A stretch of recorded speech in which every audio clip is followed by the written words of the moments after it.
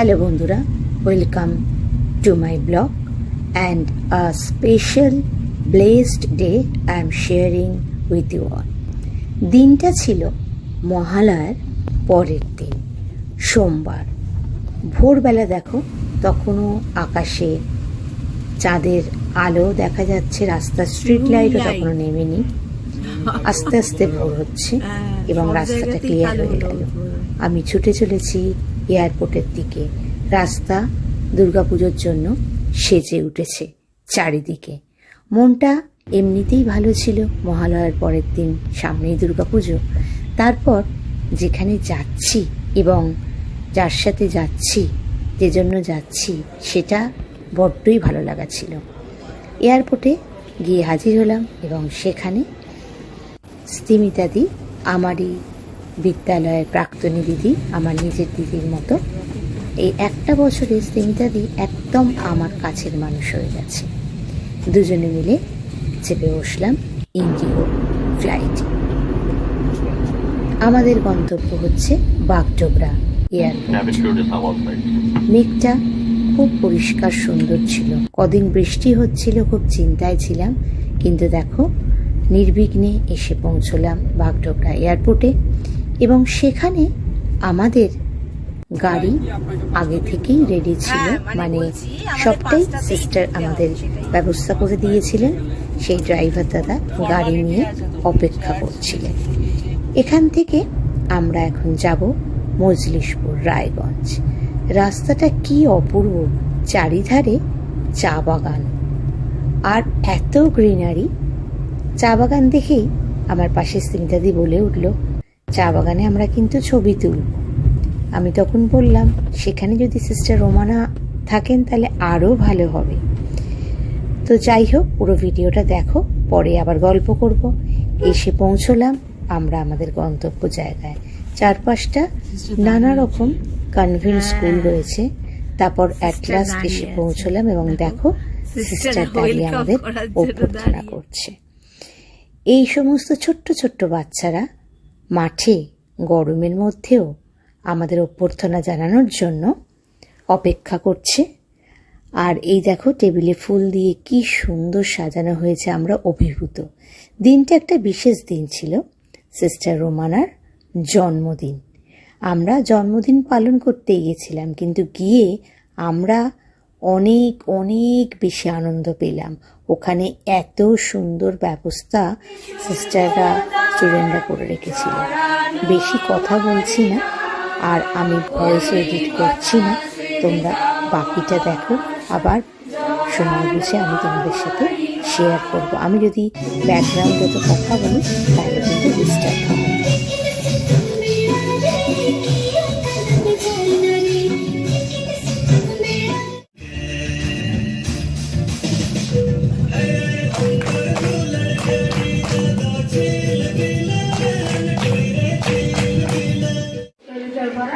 ভালোবাসার ছোট্ট ফুল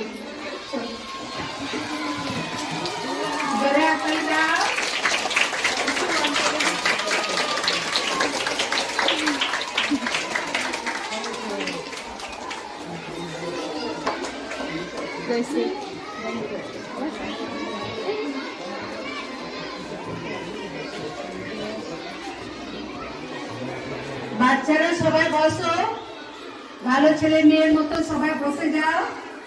দেখি সবাই বসো। দোলনায় কেউ উঠবে না, দোলনায় কেউ উঠবে না। এই না মামা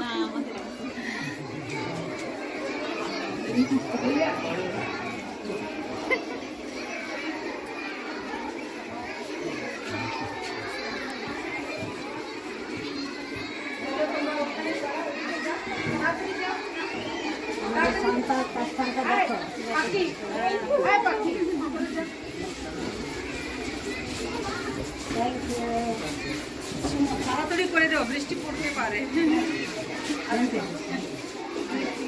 অতিথিদের দেখতে পাচ্ছ, হ্যাঁ কি না? দেখছো?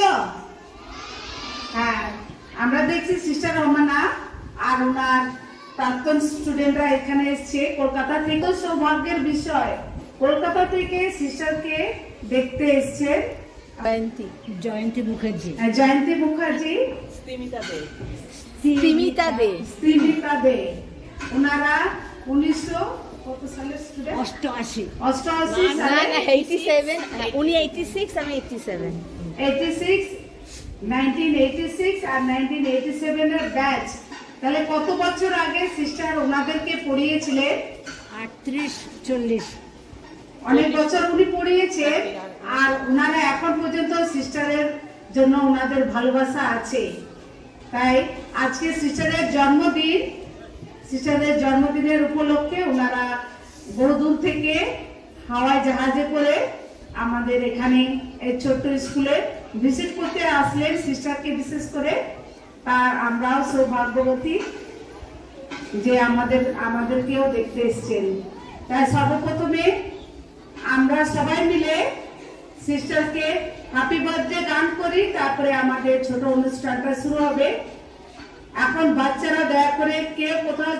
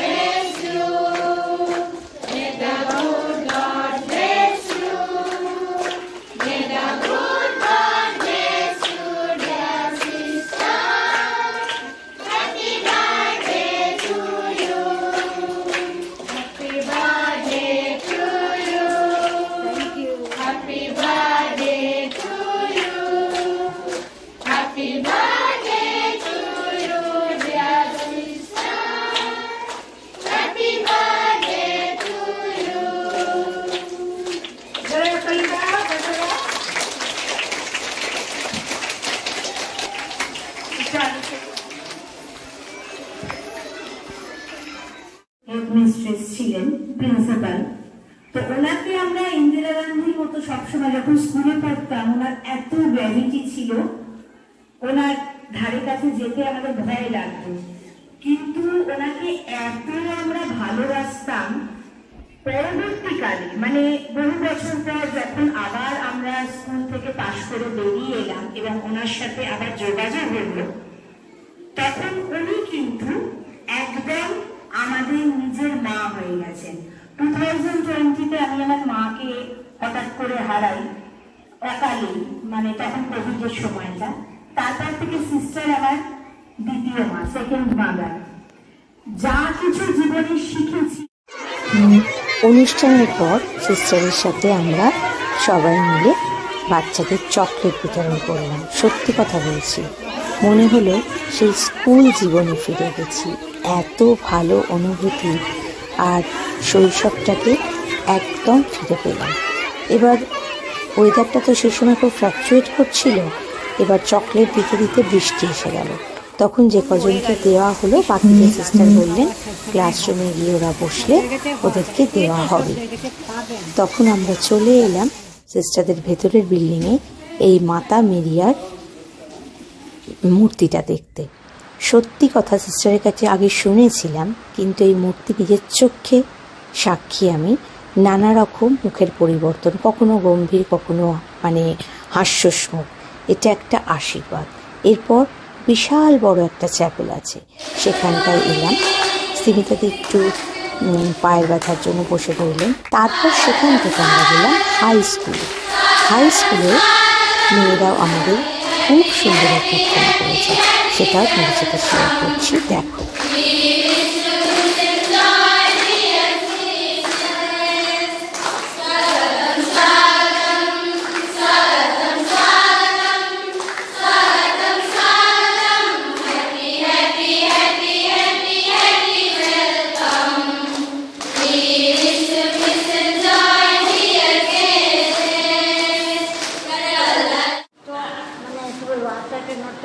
কিন্তু ভালোবাসার টান কতখানি দেখো। তারা কলকাতা থেকে ফ্লাইটে এসেছেন আমার জন্মদিন পালন করবেন বলে। অনেক দিন ধরে আশা করেছিলেন, হয়ে ওঠেনি।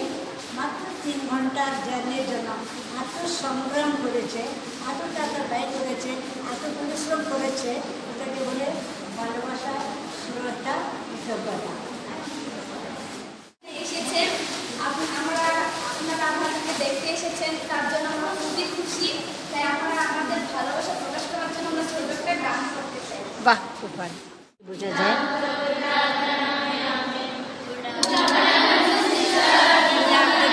Good afternoon. খুব সুন্দরভাবে দিনটা কাটানোর পর সিস্টার আবার আমাদের বাগডোগরা এয়ারপোর্টে পৌঁছানোর জন্য আমাদের সাথে রওনা দিলেন। এটাই আরও বড় একটা আমাদের পাওয়া। মাঝখানে আমরা চাও খেয়েছি, সেসব রিল আমি আগেই তোমাদের সাথে শেয়ার করেছি। একটা ঈশ্বরের আশীর্বাদ ধন্য দিন। আর এই দেখো, ওখানে আনারস খুব বিখ্যাত, আনারস কিনেছিলাম আর সিস্টারদের গাছের ড্রাগন ফ্রুট আর লেবু নিয়ে মা মারিয়া যিশুকে অসংখ্য ধন্যবাদ জানিয়ে আমরা ফিরে এলাম এবং ঈশ্বরের কাছে প্রার্থনা ভবিষ্যতে আবারও এরকম একটা দিন আমরা ফিরে পাব। সবাই ভালো থেকো, ভালো লাগলে অবশ্যই সাবস্ক্রাইব আর শেয়ার করতে ভুলো না। আমি বিশ্বাস করি ঈশ্বর এক ও অভিন্ন, তিনি সৃষ্টিকর্তা, তিনি আমাদের সব কিছু আনন্দের উৎস। টাটা।